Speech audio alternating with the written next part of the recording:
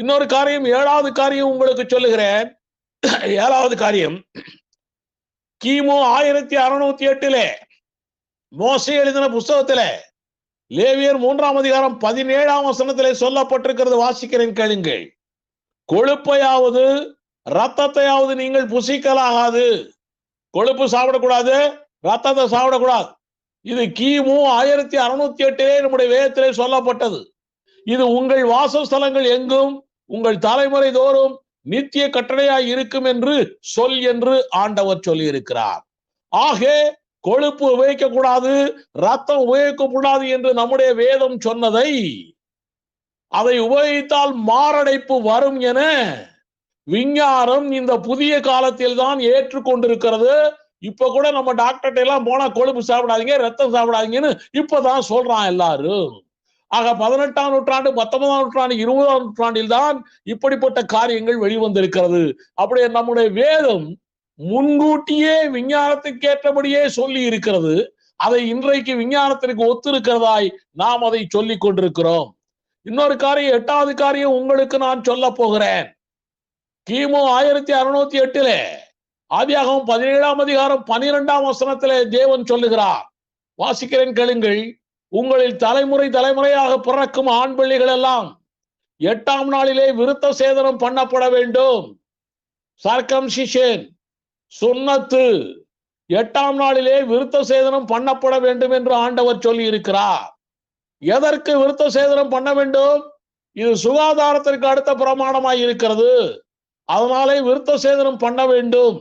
அது இன்றைக்கு தான் நம்முடைய விஞ்ஞானத்திலே ஒப்புக்கொள்ளப்பட்டிருக்கிறது. நம்முடைய வேதத்திலே கிமு 1608 போடப்பட்டது.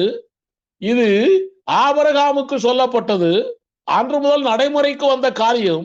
இன்றைக்கு இது சுகாதாரத்துக்கு அடுத்த காரியமாய் விஞ்ஞானம் ஏற்றுக்கொண்டிருக்கிறது. இன்றைக்கு நான் உங்களுக்கு சொல்லுகிறேன், சீனாவிலும் யூதர்கள் மத்தியிலும் இந்த விருத்த சேதன காரியம் இது நடக்கிறதுனாலே அங்கே இருக்கக்கூடிய பெண்களுக்கெல்லாம் புற்றுநோய் மிக மிக குறைவாய் இருக்கிறது என்று சரித்திரம் சொல்லுகிறது, விஞ்ஞான உலகம் சொல்லுகிறது. 8வது காரியம் உங்களுக்கு சொல்லுகிறேன், கேட்டுக்கொள்ளுங்கள். லேவியராகமம் 15ஆம் அதிகாரம் 13ஆம் வசனம், மோசேயுடைய வேத புஸ்தகத்துல, நோயாளிகளை ஒருவன் பரிசோதித்தான் என்றால் வைத்தியன் நோயாளிகளை பரிசோதித்த விற்பாடு அவன் ஓடும் தண்ணீரில் தான் போய் கழுவ வேண்டும். சும்மா இங்க தேங்கி இருக்கக்கூடிய தண்ணீரை போய் கையை போய் கழுவக்கூடாது, ஓடும் தண்ணீரில் தான் கழுவ வேண்டும். இன்னைக்கு கூட அப்படிதான். டாக்டர்லாம் டெஸ்ட் பண்ணி முடிச்ச ஒருபாடு கையை போய் எங்க போய் கழுவுறாரு? டேப்பை திறந்து விட்டு ஓடுற தண்ணீர் தான் கழுவுறாரு. இது 18ஆம் நூற்றாண்டில் தான் விஞ்ஞானம் அப்ரூவ் பண்ணி இருக்கிறது இப்படிப்பட்ட நடைமுறையை. 9வது காரியம் உங்களுக்கு சொல்லுகிறேன். ஏசாயா 40:22. ஏசாயா காலம் கிமு 800. ஏசாயா காலம் கிமு 800. அந்த ஏசாயா 40:22 சொல்லப்பட்டிருக்கிறது. வாசிக்கிறேன், கேளுங்கள். அவர் என்றால் தேவன். தேவன் பூமி உருண்டையின் மேல் வீற்றிருக்கிறார். இந்த பூமி உருண்டையாய் இருக்கிறது என்று கிமு 800 இந்த வேத புத்தகத்திலே சொல்லப்பட்டிருக்கிறது. ஹல்லேலூயா. இந்த பூமி தட்டையாய் இருக்கிறது என்று விஞ்ஞானிகள் முதல்ல சொல்லி கொண்டு வந்தார்கள். அதற்கு பிறகு உருண்டையாய் இருக்கிறது என்று ஒருவன் சொன்ன உடனே அவனை கொன்று போட்டார்கள். அதற்கு பிறகு இப்பொழுதுதான் இந்த பூமி உருண்டை என்று 15ஆம் நூற்றாண்டில் தான் இந்த விஞ்ஞானம் ஒத்துக்கொண்டிருக்கிறது. ஆக நம்முடைய வேதம் எவ்வளவு அட்வான்ஸா விஞ்ஞானத்துல போயிட்டு இருக்கு பாருங்க. நம்முடைய வேதம் அட்வான்ஸா விஞ்ஞானத்தில் போய் கொண்டிருக்கிறது. அப்படி போகக்கூடிய அந்த வேத கருத்துக்கள் விஞ்ஞானத்திற்கு ஒத்து போயிருக்கிறது. 15ஆம் நூற்றாண்டுல தான் அவன் இந்த பூமி உருண்டையா இருக்கிறது என்று கண்டுபிடித்திருக்கிறான். 10வது காரியம் உங்களுக்கு சொல்லுகிறேன். எரேமியா 33:22, ஆதியாகமம் 15:5 இப்படி பல வசனங்களிலே போடப்பட்டிருக்கிறது. ஆதியாகமம் 15:5 வாசிக்கிறேன், கேளுங்கள். அவர் அவனை வெளியே அழைத்து, அதாவது தேவன் ஆபிரகாமை வெளியே அழைத்து, நீ வானத்தை அண்ணாந்து பார், நட்சத்திரங்களை எண்ண உன்னால் கூடுமானால் அவைகளை எண்ணு என்று சொல்லி, பின்பு அவனை நோக்கி உன் சந்ததி இவ்வண்ணமாய் இருக்கும் என்றார். ஆக நட்சத்திரங்கள் இன்யூமரல், எண்ண முடியாத அளவுக்கு நட்சத்திரங்கள் இருக்கிறது என்று ஆதியாகமம் 15:5 மோசேயுடைய வேத புத்தகத்திலே அன்றைக்கே சொல்லப்பட்டிருக்கிறது. இன்றைக்கு தேதி வரைக்கும் எந்த விஞ்ஞானியாலும் இத்தனை நட்சத்திரங்கள் தான் இருக்கிறது என்று கண்டுபிடிக்க முடியவில்லை. உங்களுக்கு தெரியும், கெப்லர் என்ற ஒரு விஞ்ஞானி இருந்தான். அவன் 1005 நட்சத்திரங்கள் தான் இருக்கிறது என்று கண்டுபிடித்தான். டோல்மி என்ற ஒரு விஞ்ஞானி இருந்தான்.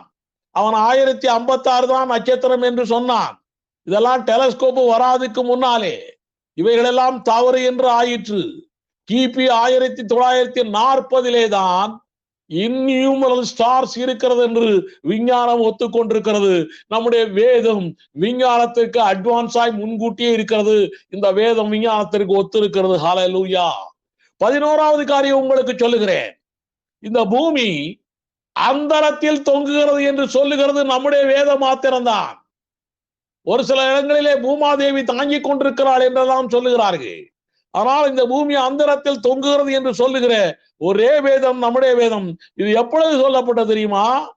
யோபு 26ஆம் அதிகாரம் 7ஆம் வசனத்திலே சொல்லப்பட்டிருக்கிறது.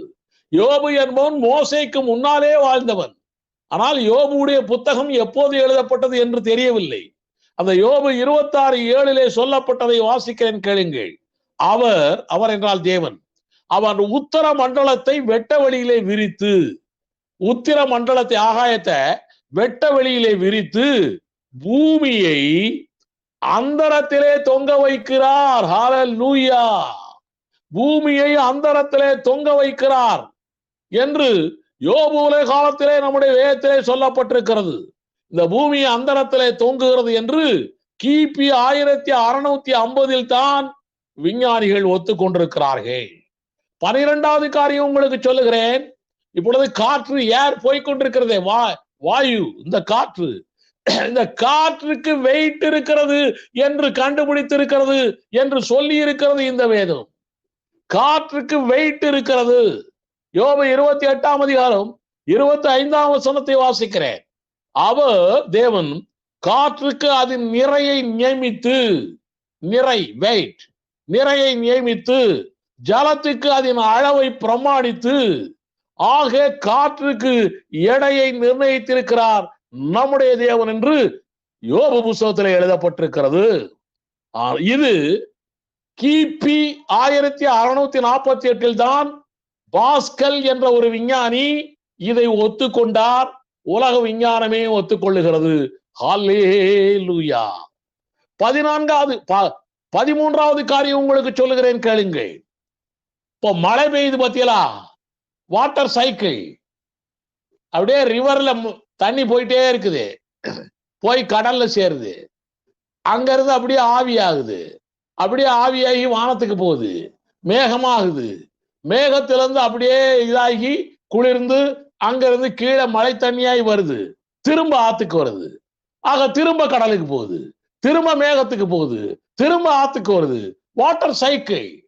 ஆக இந்த தண்ணீருடைய சைக்கிள் அதை சுற்றி இருக்கிறது. எப்படி உருவாகிறதாம்? பிரசங்கி 1:7, யோபு 36:27-29, யோபு 37:11, இப்படி பல இதிலே போடப்பட்டிருக்கிறது. பிரசங்கி புஸ்தகம் கிமு 1000 எழுதப்பட்ட புத்தகம், அதிலே எழுதப்பட்டிருக்கிறது. இதை இப்பொழுது 17ஆம் நூற்றாண்டில் தான் விஞ்ஞான உலகம் ஏற்றுக்கொண்டிருக்கிறது. இந்த வாட்டர் சைக்கிளை 17ஆம் நூற்றாண்டில் தான் விஞ்ஞான உலகம் ஏற்றுக்கொண்டிருக்கிறது. 14வது காரியம் உங்களுக்கு நான் சொல்லுகிறேன். ஆதியாகமம் 2ஆம் அதிகாரம் 21ஆம் வசனம் நம்ம எல்லாருக்கும் தெரிந்த வசனம். ஆதாமுக்கு தேவன் அயர்ந்த நித்திரை கொடுத்தாராம். கொடுத்து அவனுடைய விலா எலும்பிலிருந்து விலா எலும்பை எடுத்து ஏவாளை உருவாக்கினார் என்று ஆதியாகமம் 2:21 வாசிக்கிறோம். அயர்ந்த நித்திரை கொடுத்தாராம். ஆபரேஷன் நம் ஆண்டவர் பண்ணி இருக்கிறார். எப்படி என்று பலர் கேள்வி கேட்டுக் கொண்டிருந்தார்கள். இதை நம்ப முடியாது, இது கதை, இது கற்பனை என்று பலர் சொல்லிக் கொண்டிருந்த காலகட்டம் உண்டு. ஆனால் முதலிலே அனஸ்தீசியாவை கண்டுபிடித்து அதன் மூலமாய் ஒரு பெரிய ஆபரேஷன் செய்ய முடியும் என்று விஞ்ஞான உலகம் ப்ரூவ் பண்ணி இருக்கிறது. ஹல்லேலூயா. ஆக இந்த வேதத்திலே சொல்லப்பட்ட எந்த காரியங்களும் விஞ்ஞானத்திற்கு ஒத்துத்தான் இருக்கிறது என்பதை மறுபடியும் உங்களுக்கு சொல்லிக் கொண்டே போகிறேன். 15வது காரியம் உங்களுக்கு சொல்லுகிறேன். நம்முடைய சமுத்திரங்கள் இருக்கின்றனவே, கடல்கள், பெரிய பெரிய மகா கடல்கள், சமுத்திரங்கள். இந்த சமுத்திரத்திலே உள்ளுக்குள்ளே ஆழத்திலே தண்ணீர் ஊற்றுக்கள் இருக்கிறதாம். நம்மளாம் நிலத்துலதான் தண்ணி ஊத்து வரும்னு பார்த்திருக்கிறோம். இந்த சமுத்திரத்துக்குள்ளேயே தண்ணீர் ஊற்றுக்கள் இருக்கிறதாம். இது எப்போ? யோபு 38:16 சொல்லப்படுங்க. மோசேக்கு முன்னாலே வாழ்ந்த யோபு 38:16 சொல்லப்பட்டிருக்கிறது. இதை ஆங்கிலத்திலே வாசிக்கிறேன், கேளுங்கள். Hast thou entered into the springs of the sea? Springs of the sea. கடலுடைய ஊற்றுக்களுக்கு உள்ளே நீ நுழைந்து போயிருக்கிறாயா என்ற ஒரு கேள்வி. இது 1920 தான் விஞ்ஞான உலகம் கண்டுபிடித்திருக்கிறது. பூமிக்குள்ளே ஊற்றுக்கள் இருக்கிறது, தண்ணீர் ஊற்றுக்கள் இருக்கிறது என்று சொல்லி. 16வது காரியம் உங்களுக்கு சொல்லுகிறேன், கேளுங்கள். பனிக்கட்டி இருக்கிறதே, பனிக்கட்டி. கல்மலை விழுகிறதே, கல்மலை, அல்லது ஃப்ரிட்ஜ் என்று சொல்லுகிறோமே இப்பொழுதெல்லாம். இப்படிப்பட்ட காரியங்களை பற்றியெல்லாம் நம்முடைய வேதத்திலே எழுதப்பட்டிருக்கிறது. ஹல்லேலூயா. யோபு 32:22 சொல்லப்பட்டிருக்கிறது. வாசிக்கிறேன், கேளுங்கள். உறைந்த மழையின் பண்டசாலைக்குள், பண்டசாலை தான் ஃப்ரிட்ஜ், உறைந்த மழையின் பண்டசாலைக்குள் நீ பிரவேசித்தாயோ? கல்மலை இருக்கிற பண்டசாலைகளை பார்த்தாயோ? ஆக யோபு காலத்திலேயே இந்த காரியங்கள் சொல்லப்பட்டிருக்கிறது. ஆமென். இதை டாக்டர் பிராங்க் ஷட் என்ற ஒரு விஞ்ஞானி 20ஆம் நூற்றாண்டிலே இதை கண்டுபிடித்து எல்லா விஞ்ஞானிகளும் ஒத்துக்கொண்டிருக்கிறார்கள்.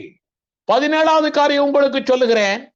சில மிருகங்களின் மூலமாய் நமக்கு வியாதி மனிதனுக்கு வருகிறது. ஹார்ம்ஃபுல் கேனி என்ற வியாதி வருகிறது என்று வேதம் சொல்லுகிறது. சில மிருகங்களுடைய ரத்தங்களின் மூலமாய் நமக்கு மனிதனுக்கு வியாதி வருகிறது என்று வேதம் சொல்லுகிறது. லேவியர் 11ஆம் அதிகாரத்திலே ஆனால்தான் ரத்தமே சாப்பிடக்கூடாதுன்னு சொல்லப்பட்டிருக்கிறது.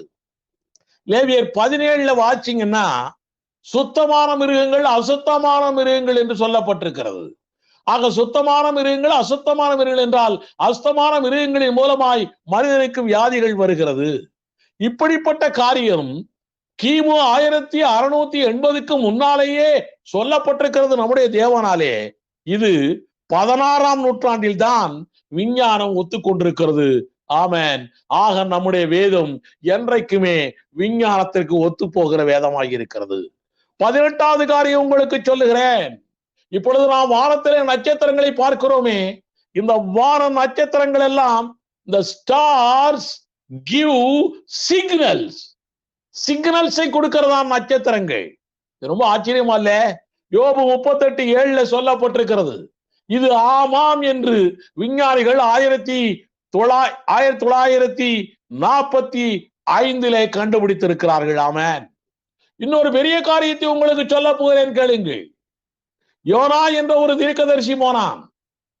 அவன் நினிவே பட்டணத்துக்கு போகாம வேறொரு கப்பல் ஏறிட்டான். கப்பல்ல இருந்து கீழே தூக்கி போட்டாங்க, கடலுக்குள்ள விழுந்தான். மீன் அவனை விழுங்கி விட்டது. இது நம்ம எல்லாருக்கும் தெரியும். மீன் விழுங்கிருச்சு. மீன் வயிற்றுக்குள்ளே 3 நாள் அவன் இருந்தான். 3 நாட்களுக்கு பிறகு அவன் உயிரோடே வெளிவந்தான். 3 நாட்களுக்கு பிறகு மீன் கக்கியது, அவன் உயிரோடே வெளியே வந்தான் என்று நம்முடைய வேதம் சொல்லுகிறது. இதை கேட்டவுடனே எல்லாருமே 3 நாட்கள் மீனினுடைய வயிற்றுக்குள்ளே ஒருவன் இருக்கிறவன் எப்படி உயிரோடு இருக்க முடியும்? இது விஞ்ஞானத்துக்கு எதிராக இருக்கிறது. இந்த வேதம் விஞ்ஞானத்துக்கு ஒத்து வரவில்லை என்றெல்லாம் பேசிய காலகட்டங்கள் உண்டு ஒரு காலத்துல. ஆனால் நான் உங்களுக்கு சொல்லுகிறேன், மீன்வள ஆராய்ச்சியாளர்கள் ஒருவித திமிங்கல மீனை பிடிப்பதற்காக கடலுக்கு போனார்கள். மீன்வள ஆராய்ச்சியாளர்கள் ஒருவித திமிங்கல மீனை பிடிப்பதற்காக கடலுக்குள்ளே போனார்கள். அப்படி போகும் பொழுது, பிடிக்க போகும்போது அந்த திமிங்கலம் ஒரு மீனவனை விழுங்கி விட்டது. போச்சு, விழுங்கிட்டு ஓடி போயிடுச்சு. அதுக்கு பிறகு 48 மணி நேரமாய் அதை தேடிக்கொண்டே இருக்கிறார்கள். திமிங்கலம் எங்க போச்சு, முழுங்கிருச்சே, என்ன ஆச்சு, ஏதாச்சு என்று சொல்லி 48 மணி நேரம் ஆயிற்று. திமிங்கலத்தை எப்படி பிடிச்சாங்களாம்? துப்பாக்கியால் சுட்டு பிடித்தார்கள் திமிங்கலத்தை. துப்பாக்கியால் சுட்டு அதை பிடித்து கரைக்கு இழுத்து வந்தார்கள்.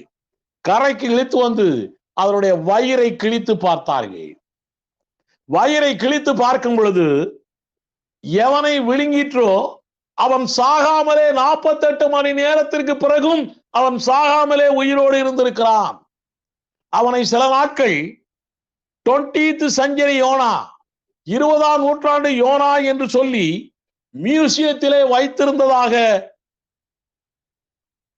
Harmony of scripture and science என்ற நூலில் எழுதப்பட்டிருக்கிறது. 20th century யோனா என மியூசியத்தில் வைத்திருந்ததாக harmony of scripture and science என்ற நூலில் எழுதப்பட்டிருக்கிறது. ஆக 48 மணி நேரத்திற்கு பிறகும் அவன் ஜீவனோடு இருந்திருக்கிறான் என்றால் யோனாவும் ஜீவனோடு தான் இருந்திருக்க வேண்டும். இந்த வேதம் விஞ்ஞானத்திற்கு ஒத்த கருத்துக்களைத்தான் சொல்லும், தவறான கருத்துக்களை சொல்லாது, சொல்லவே சொல்லாது. இன்னொரு காரியத்தை உங்களுக்கு சொல்ல போகிறேன்.